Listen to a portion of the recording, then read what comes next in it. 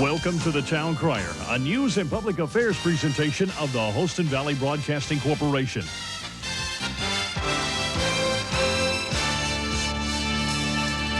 Thanks for being with us. And now here's your hostess, Sarah Pope.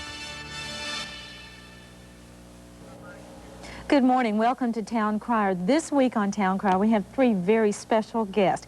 We have June Carter-Cash and her two sisters, Helen and Anita. June, why are you in town? Well, I'm in town because it's almost a hometown, anywhere within 40 miles going in any direction. It's always good to come here because we were born and raised, you know, just in southwestern Virginia. It used to be Macy Springs, but it's near Hilton's at this point, which is near Gate City, which is not too far from here, as you know. But we're here mostly because Helen and Anita and I and our good friend Peggy Knight have kind of all put together a lot of recipes that belong to Mother Maybelle Carter. And, well, we have this new book. It's called Mother Maybelle's Cookbook. And it's not just a cookbook. You know, it's kind of like an old coloring book. This is more than a cookbook. It's a recipe for life in here as well. Little stories and vignettes of things that we grew up with and things that happened to us, but there's a lot of ways to learn about cooking and how to hook people into your heart in this book. Okay. I'm sure there's a lot of things that can hook you into your heart in that. Helen, how does it feel to have such a famous sister and I'm sure you're famous too, but how does it feel growing up with such a famous sister in country music? And well, I tell you, I've been in country music all my life, and of course my mother was one of the original Carter family. It was Sarah and A.P. who sung for years, and then, you know, you get kind of, at first I didn't realize that they were famous, you know, because they were just Mother and Aunt Sarah and Uncle A.P., and then we all grew up and got into the business, and then, of course, June has gone on probably and gone farther lately, but we all sang together for so many years, and it's just been part of our life, all of our life, so we just kind of take it in stride and take each day as it comes. So, Anita, you're in it too, and all three of you are still in country music and still sing. Yeah, we've been in this since, well, I was 4 years old when we started. So it's been a lifelong thing, you know, that we've kind of lived with. That's really all we know. We don't know what else to do. You take us out of country music and entertainment, and we don't, you know, we wouldn't know what to do. We couldn't go work 9 to 5 somewhere. What would we do, girl? I couldn't work 9 to 5, I tell you. Yeah. What about being from Hilton's, Virginia? How has that helped you in your careers? Well, you see, we're not from Hilton's. We were from Macy Springs, which is 4 miles up the valley. But see, they don't even have a post office there anymore. When we were there, they had to have 50 people in a post office, you know, and that was the strangest thing you asked Helen about, this famous sister. Listen, I'm lucky to be near these two sisters. Helen had so much talent for playing. She could play anything, and Anita had this famous voice, the two of them. So I just stuck as close to them as I could get, because they had all the talent and I just had a lot of guts. But I conveniently married myself a man named Johnny Cash, and that's helped some. He's kind of adopted this country. He loves it as well. And we're excited tonight because we're going to be at the Carter family fold with our cousin Jeanette Carter. And we had a book signing yesterday afternoon for the Mother Maybelle Carter Cookbook, and we had a great time seeing a lot of family and friends. But we're going to be signing cookbooks tonight over Jeanette's. That's right. And maybe, if we're lucky, we're going to hit a few splinters and dance a little bit. It's a lot of fun. Tell me a little bit more about your cookbook. How did you come about some of these famous recipes? Well, I think because of Mother Maybelle, she was a wonderful cook. And Mother, the young lady that nursed Mother, Peggy Knight, looked after Mother, and she wanted to do a cookbook in her memory. So we all four put the recipes together that we could remember, things that Mother taught us to cook, and the cannon, you know, from the mountains that they do in this area. Give me some in particular. What are some of your favorites? I know all of them are wonderful, but what are some of your favorites that come to mind? What about Pickle you? beets, pickles. Always pickles with me. I'm a pickle lover. I still like tomato gravy. There's a great story in the book. There are little vignettes of our life, but there's a great little story in here that I wrote all these little vignettes that pulls this book together that makes it more than a cookbook. Anita's not very old. She might be anywhere between 18 months and 2.5 years old, and we had left our home in southwestern Virginia at Mesa Springs to get on the train with Mother Maybelle and Daddy to go to Bluefield, West Virginia. We hadn't been anywhere. I mean, Gate City was it, Kingsport. I mean, we'd really been someplace if we'd been to Kingsport. But we got on the train to go to Bluefield, Helen and Anita and I did with Mama, and we had some pop on the train, and we got all the way up to Bluefield, and there was a great old hotel that Daddy took us in, and he was a railway mail clerk. And I know they had white table linens, and they had a maitre d' in the dining room, and they had pieces of silver all around. It was really fancy. And we all sat down in the dining room, and the maitre d' come around and wanted to know what we wanted, and Anita said, "I want my mater gravy." And I said, mater gravy? Helen and I said, well, we were thinking of the things that we would like to have, and the maitre d' said, we don't have mater gravy. And Mother said, "You can't have tomato gravy, Anita." And she hollered, "What's the matter with these people?" Said, "Where's the biscuits? Where's the mater gravy?" Did you do that, Anita? She did. They tell me I did. I was pretty smart. She got her 18 months old. She got her knife and she pounded on the table and knocked the splinters through the cloth and hollered to the top of her voice, and she was a spoiled little brat. Oh, she was. She was bouncing up and down, "My mater gravy! I want my mater gravy!" And she grabbed Mama by the hand, and by this time, I said, Daddy said, "You can have fried chicken." And she said, "I don't want it. I want mater gravy." And I said, "I'll have fried chicken." Helen said, I'll have the pulley bone." I said, I'll have the chicken leg." And Daddy'd already eaten the other leg, so there wasn't that. So anyway, what happened, Anita drugged my mother off into that kitchen in Bluefield, West Virginia. And the cook was nice enough to let my mother make mater gravy. And so 3 times a day, little Helen, June, and Anita sat up at the white tablecloth, and the mater d' came in and served the mater gravy and the hot biscuits that Anita had to have. And she said, looking up at him with those great big old Shirley Temple curls and the big eyes, she says, "Thank you very much for the mater gravy." That's a wonderful story. Anyway, that's one of the little stories in the books that kind of makes it more than a cookbook. Makes it special. Yeah, it's a special kind of thing. And there's something else in here called Mother Maybelle's altar table. And Mom and Daddy had a way of praying for people. And if you have no other excuse to do that than to sit them down at your table and feed them well, it's a wonderful way to get to talk to people and to pray for them at the same time. We believe in family, and that's what we're trying to say in this book, to hold the family together. And if you have to do that by getting them down to a table and praying for them at that table and feeding them well, that's a good way to do it. And there's a lot of wonderful memories in here. Some of them are funny, but some of them are very sad. But it's a lot of little vignettes of our life. And I kind of wrote those, and with the Helen's good cooking and Anita's good cooking and what Mother Maybelle left us. And we progress as cooks in here, I think, you know. You probably learned a lot about yourselves when you're in doing this too. You learned a lot of things, brought back a lot of memories for all of you. Yeah, it did. In They keep bringing it all reminding together. me that I was very spoiled when I was little. We all were. That's spelled out in the book. No, I'm teasing. Well, we've had a lot of fun with it. We've had, I said, heaven only knows, within 3 days' time, I think we must have maybe signed 1,500 books. You know, it's been wonderful, though, and some of the stories that I've shared with the things that have really happened with us, a lot of the people, we were in Knoxville, Tennessee, and had a book signing, and I was telling a story about a wake that we ran our little trailer. The little Carter sisters and Mother Maybelle were playing late at night, and we ran our little trailer through the front door of a shotgun shack. About 1:30 in the morning, it was pouring down rain, and all our little boots and little guitars and auto harps and everything was in the thing. And my mother bounded out of that car and went running up on the front porch, and it was an old black man's porch. And there must have been 50 people lying around on that porch, and we could see the Lady Baltimore cake in the dining room. And what we had done, we had run our little trailer into the front of a wake.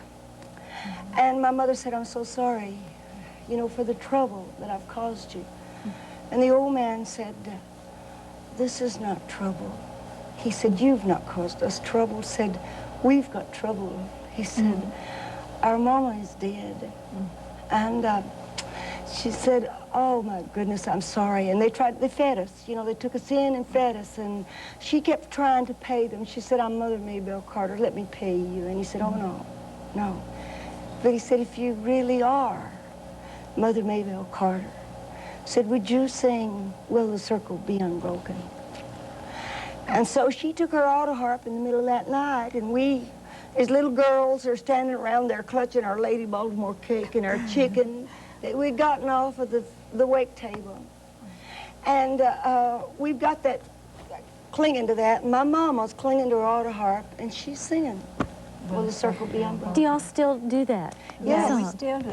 We still do that. We just Why came don't you off do of, it for us? You really would like for us to? Why don't you do it for us? How you think we'll May sound, the circle girls? be unbroken. We're Probably pretty bad. Okay, I'm game if you are, Sarah. I'm ready. Listen, you got a good name. We'll do this one in memory of Mother Maybelle and Aunt Sarah Carter, for you as well, and Uncle A.P. Carter, who's responsible for this song. And we just sung this all over Europe. We better sure get our did. pitch. Okay. So you get your part Okay. first. Well, I was standing by my window on one cold and cloudy day when I saw that hearse come rolling for to carry my mama away. Will the circle be unbroken by and by, Lord, by and by? There's a better home awaiting in the sky, Lord, in the sky. Lord, I told that undertaker, please drive slow for that lady you are hauling. Lord, I hate to see her go.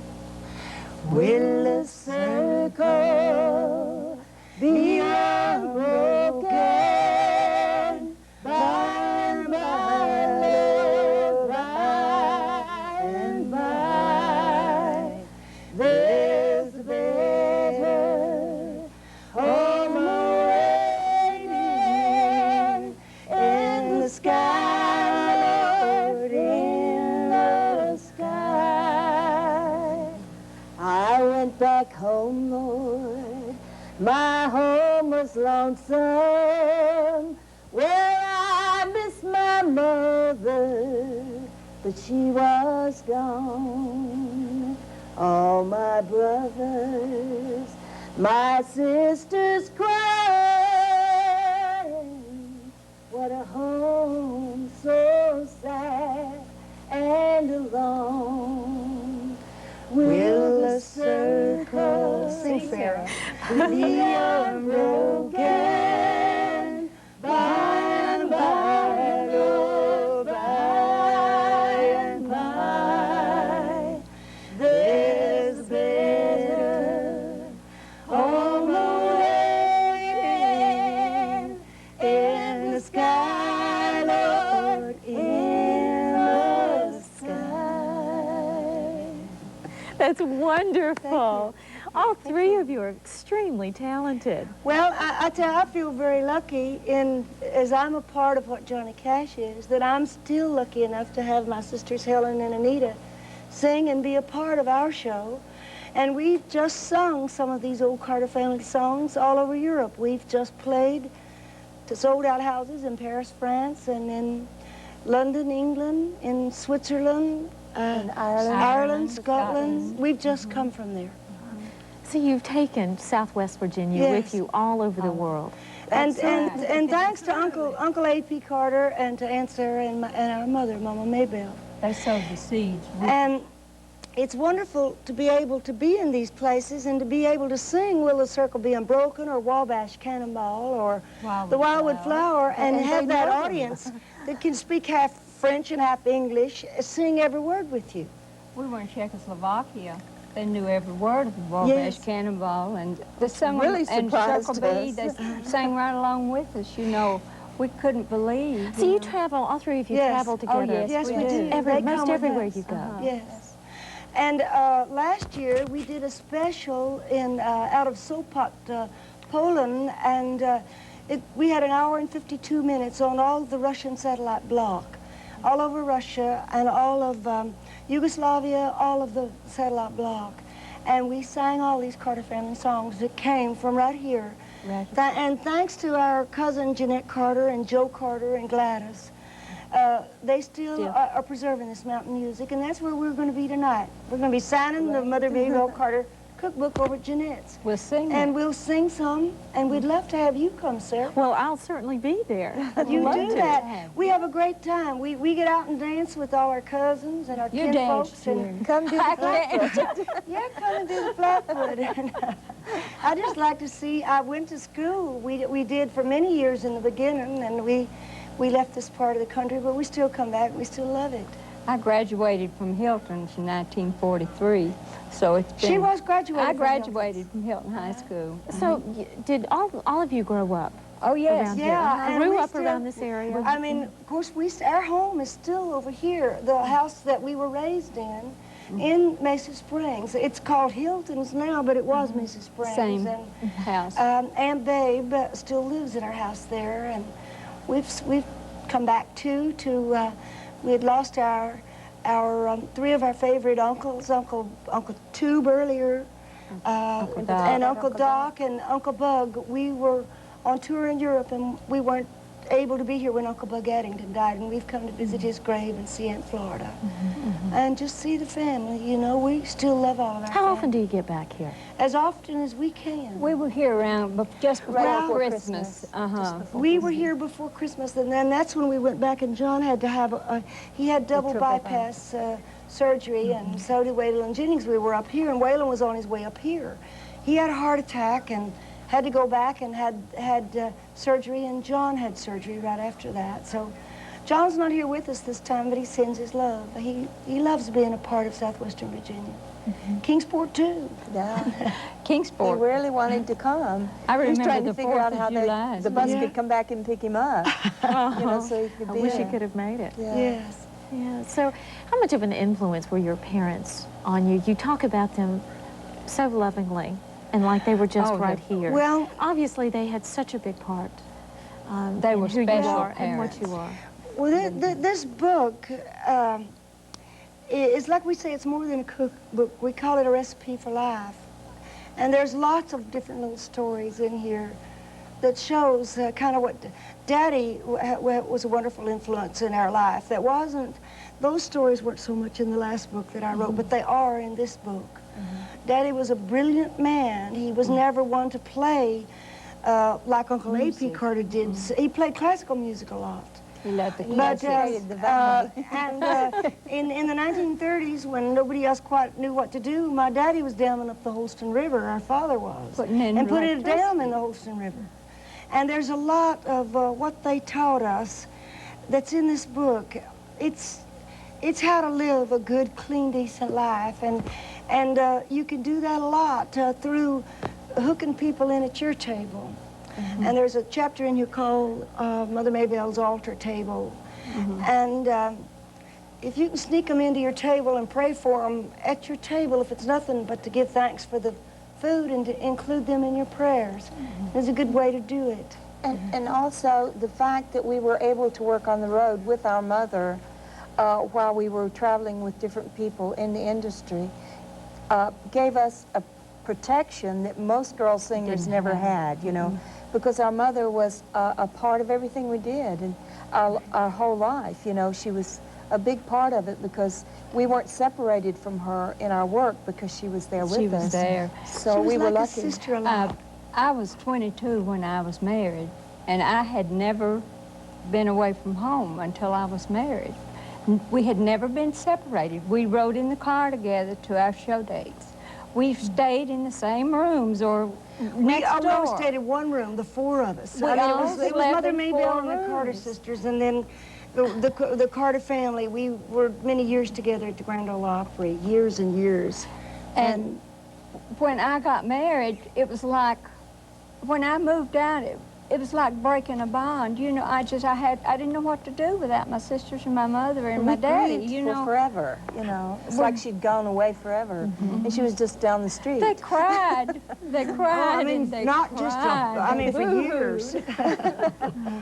Talking about the Grand Ole Opry, something that we heard about for years, and all the wonderful people that have had the opportunity to be at the Grand Ole Opry. What is it like to perform at the Grand Ole Opry? Well, it was exciting for us. I think we were there in Grand Ole Opry heyday. Yes, we were. When we had one group on the Grand Ole Opry, and it was us. I mean, and we were the four girls, Mother Maybelle and the Carter sisters, and we had a tall, skinny guitar player for 8 years named Chet Atkins that was a part of what we were. Yes, he was like brother to us, and we went there in 1950, and Hank Williams probably came the week before we did. He was there with us. Hank Williams, Red Foley, Ernest Tubb, Carl Smith, Webb Pierce, Farron Young. Webb came later. They came later, but the big heyday years of the Grand Ole Opry, Roy Acuff, Minnie Pearl, Duke of Paducah, all of those people. That was the biggest years of the Grand Ole Opry. That was just before, the Opryland is something else. It's removed from where the Ryman was, where we were a part of. Bill Monroe, we forgot. And Bill Monroe, yeah, Bill. It was exciting. We used to travel, now we travel in buses. With everything is air conditioned. You have phones, you have computers, you have everything you need. You have backup cameras on your buses to see where you're going. We had usually a new Cadillac or a Lincoln, and we had a bass fiddle on top of it and a trailer behind of it, and here went the four of us with a washcloth hanging down across the cab, and the air flying through. We were passing Hank Williams' cars and everybody else's cars on the highways because we would have to work the Grand Ole Opry and get back. You had to work it, but if we were playing a park in Pennsylvania or somewhere, you had to drive 800 miles at night. And so we were famous for driving fast. Yeah. Some of we grinned down a lot of policemen. How many tickets did you get out of? None. Helen and Anita were so cute. Yeah. We'd make Anita sing, we'd make Helen play, and I would talk. And he'd still get the ticket. To the show, you know. We passed Roy Acuff one time going into Miami, Florida, and Brother Oswald, he says, "You women don't drive like women. You drive like men." He said, "You were gone." But Mother drove that way. I mean, when we were taught to go, we had to. Well, we were very lucky too. We didn't really have that many hit records ourselves. We did okay. But like Hank Williams would have #1 record, Hank Snow, Ernest Tubb, they'd all have big records. But we were lucky because we were the only girl group around, and so we were included on the biggest shows and made a decent amount of money. Well, that was going to be my next question. For women, for 3 women to be out on the road like that, was it tough for you in a field that was predominantly for men? With our mother. Well, With Mother Mother was was with us, easier and it with was, our mother. we must have done all right, because I remember when we used to play the biggest shows we ever played, and even if we were carrying a big show, we used to always close the show. Right. We closed it even when Hank Williams was alive. We And did so not that was- close Presley's We show. didn't No, close Elvis. Elvis, Presley, though. we went on right before. No, we started out to close it. He's like, when we were working with Elvis closed the show. Definitely. Right. What are some of the most wonderful, exciting, interesting people that you've worked with? Tell me about... We've named a lot of them.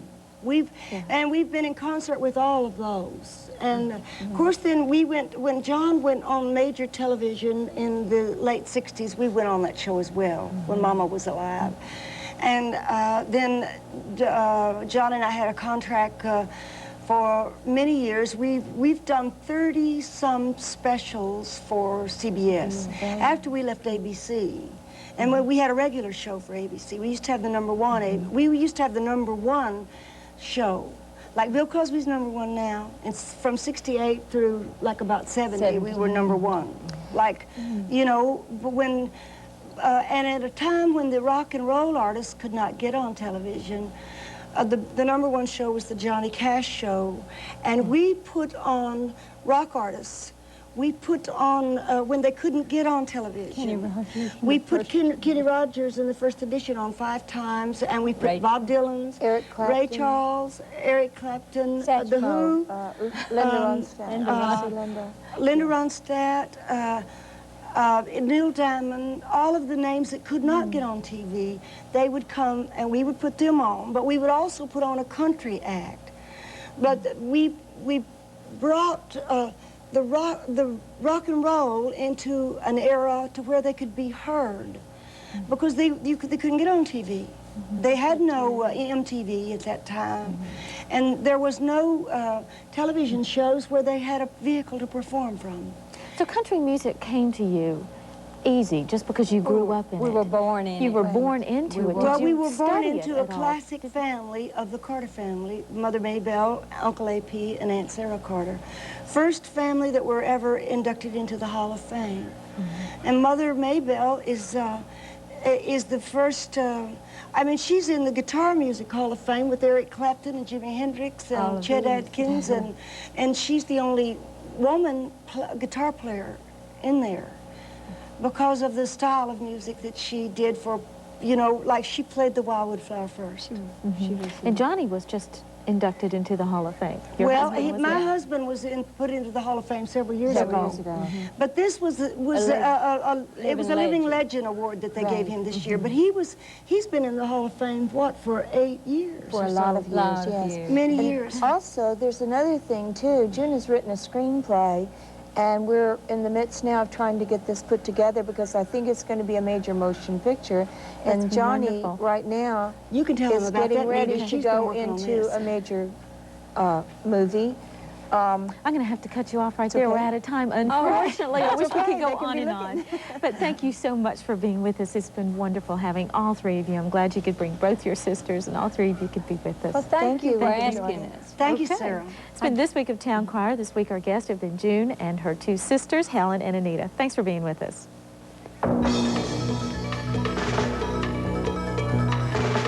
This has been the Town Crier, a news and public affairs presentation of the Holston Valley Broadcasting Corporation.